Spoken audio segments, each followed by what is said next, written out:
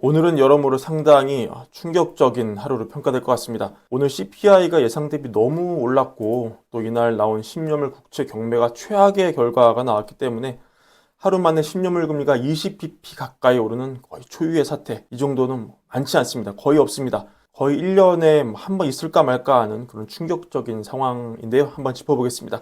먼저 CPI 속보는 저희 월가을부 시간에 전해드렸으니까 안 보신 분들은 한 번씩 봐주시기를 바라고요. 이날 가뜩이나 CPI로 상처 입은 국채시장을 완전히 무너뜨린 게 이 10년물 국채 경매였습니다. 낙찰 수익률이 4.56%를 기록했는데 직전 금리를 크게 상회했습니다. 3bp 정도 올랐습니다. 상당히 높게 오른 겁니다. 어려운 얘기를 전해드릴 필요 없이 이 국채 경매가 진행된 시간 전후로 해서 수익률이 어떻게 올라갔는지를 보시면 가장 직관적으로 이해할 수 있는데요. 하루 그래프 보시면 정말 대단하죠. 이날 CPI가 나와서 한번 치솟은 금리가 경매 결과가 나온 이후에 한 단계 또 업그레이드가 됐습니다. 이 국채 금리와 가격은 반비례하니까 그만큼 경매가 인기가 없었다는 그런 얘기겠죠. 월저널은 지난 5년간 최악의 10년물 경매라고 평가했습니다. 한 차례 장기물 국채시장에 거의 패닉이 왔다는 것을 의미합니다. 페드바치 보시면은 이 단기간의 금리나 기대감을 이렇게 거두기가 쉽지 않은데 상당히 현실 반영을 빠르게 하는 그런 모습입니다. 페드바치 보시면은 이제 금리나 첫 시기를 6월도 아니고 7월도 아니고 9월로 확 밀어놨습니다. 게다가 지금 한 차례만 하는 걸로 금리나 횟수도 확 줄여버렸는데요. 다수의 하우스 역시 이 CPI 결과를 놓고 상당히 놀랍다는 반응을 보이고 있는데요. 이 3월 초까지 3번 인하를 고수했던 골드만삭스는 이번 CPI 결과를 보고 다시 인하 예상 횟수를 2번으로 줄였습니다. 골드만삭스의 예상 횟수 그 자체가 줄어드는 게 이 시장의 금리나 기대감 변화를 보여주는 하나의 지표인데요. 골드만삭스는 지난해 12월에는 3월에 금리 인하를 시작해서 5차례 올해 금리 인하할 거란 그런 전망 갖고 있었고 이 예상은 4차례로 낮아지더니 최근 데이터 기준으로는 3번의 인하를 고수 중이었습니다. 하지만 골드만삭스는 인플레 데이터가 이렇게 나올 줄은 몰랐다면서 나만 틀린 게 아니고 시장이 전부 다 틀렸다. 이런 변명의 메시지와 함께 CPI 발표 직후에 다시 인하 예상 횟수를 2번으로 줄였습니다.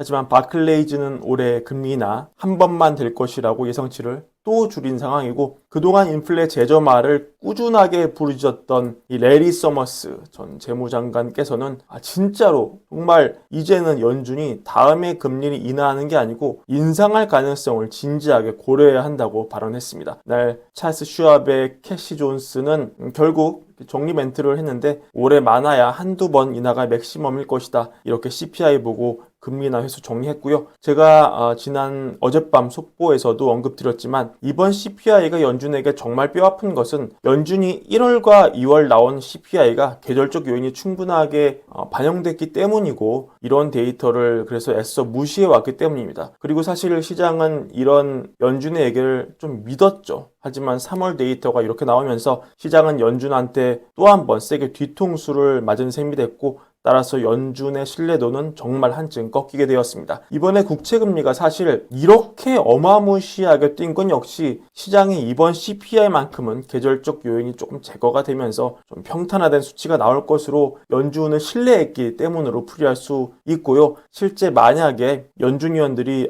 앞으로 인터뷰 나오면서 1, 2월 애써 무시하던 CPI에 대한 평가를 이번 3월 CPI 보고 스탠스를 만약에 바꾼다면 이건 시장의 2차 충격, 3차 충격으로 이어질 수 있기에 이번에 시장, 특히 국채 시장은 이 같은 리스크까지 한 번에 몰아서 반영을 하려고 애쓰는 것으로 평가할 수 있겠습니다. 한마디로 이 3월 CPI가 높게 나왔기 때문에 연준의 CPI 무시가 이제 통하지 않을 가능성이 더 커졌다고 봐야 할 것입니다. 그리고 지난 속보 시간에 전해드렸지만 이번 CPI의 슈퍼스타 역시 자동차 보험의 인상이었죠. 제가 주변에서도 아까 말씀드렸지만 저 포함해서도 이 살인적인 보험료에 굉장히 스트레스를 받고 있다고 말씀드린 바가 있습니다. 특히 저희같이 이 미국의 신용 데이터가 없는 사람들은 정말 높은 가격의 보험료를 내고 있습니다.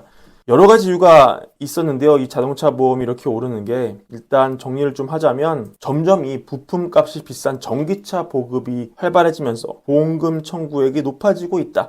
이게 하나의 원인이 되고 있습니다. 물론 이 전기차 비중이 수리에서 차지하는 비중이 아직은 낮긴 하지만 한 번 사고가 나면은 이 분야 숙련도를 지닌 전문가가 부품을 통째로 갈아 끼우면서 수리를 해야 되는 그런 상황이 많기 때문에 보험사 입장에서 손해율이 상당히 높은 그런 상황이고 이런 점이 보험료에 반영이 되고 있습니다. 또 팬데믹 거치면서 인건비가 상당히 올라간 점도 영향을 미치고 있다고 하는데요. 기사를 보시면은 이 숙련도가 높은 정미공 임금이 상당히 올라가면서 1년에 20만 달러를 넘게 버는 우리로 치면은 연봉이 3억 가까이 되는 거죠. 이런 변속기 기술자와 디젤 기술자들을 보유하고 있다. 이런 사장님 인터뷰를 찾아볼 수 있습니다. 저도 미리부터 미국에 와서 기술을 배웠어야 하는데 아쉽습니다. 그리고 최근 들어서 신차 가격이 20% 이상 상승하면서 부품 가격이 올라가고 또 최신 자동차에는 범퍼나 외부 어떤 그 패널에 센서 같은 게 내장이 되면서 간단한 접촉사고가 발생을 해도 이걸 통째로 갈아 끼워야 되는, 그래서 수천 달러 이상 수리비가 나오는 그런 사례 빈번하게 나오고 있고요. 제가 실제 얘기 들어보니까 미국은 비단 이런 사례가 아니라도 한국 같으면 간단하게 이 색칠하고 말 그런 사고를 그냥 정비소를 가져가 보면 그 범퍼를 통째로 바꿔버리는 그런 일이 굉장히 빈번하다고 해요. 그 인건비가 또 비싸기 때문이라고도 합니다. 그래서 굉장히 차량 수리비가 많이 나오는 그런 상황인데 여기서 부품 가격까지 올라가고 있으니 이런 구조가 더 악화되는 그런 걸로 보실 수가 있습니다.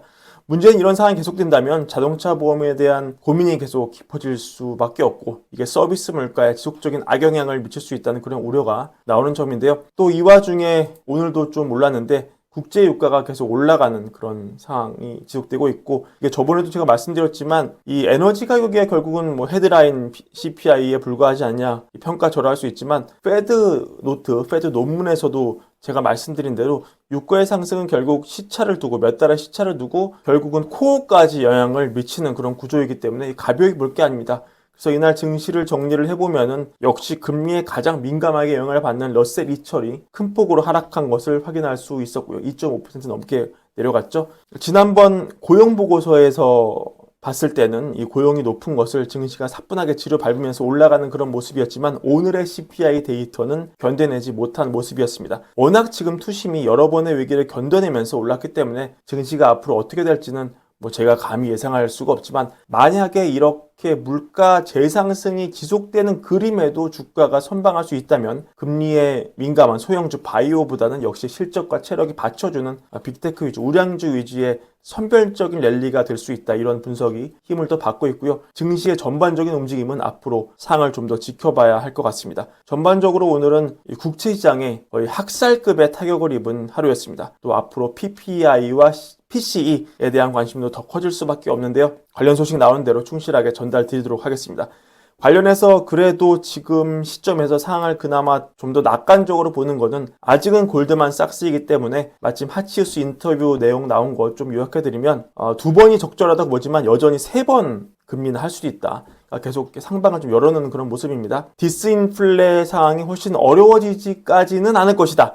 왜냐하면 노동시장에서도 개선 흐름이 보이고 예를 들어서 구인 공고가 감소하고 이직률 떨어지고 임금 상승률도 떨어진다. 즉 이대로 시장이 원사이드로 흘러가지는 않을 거라고 골드만삭스는 강조하고 있습니다. 그리고 서비스 인플레 분야에서 자동차 보험, 메디컬 같은 것들이 좀 꼬리가 길었다 이렇게 표현을 쓰던데 좀 생각보다 오래 지속되긴 하지만 그러니까 그 하치우스 놀래기는 놀랬다는 거죠. 하지만 나는 즉 하치우스가 이끄는 골드만삭스 팀은 여전히 연착륙에 대해 낙관적이고 경제는 탄력적이고 지속 가능하다. 노동시장이 재조정이 나오면서 인플레는 낮아질 거라, 그 기조만큼은 낮아질 거라 낙관한다. 이렇게 얘기합니다. 기계적 중립을 지켜야 되기 때문에 골드만의 의견도 함께 가져와 봤습니다. 잘 판단해 주시기를 바랍니다. 오늘 영상 시청해 주셔서 감사드리고 월걸부 구독과 좋아요도 잊지 말고 꼭 부탁드립니다. 감사합니다.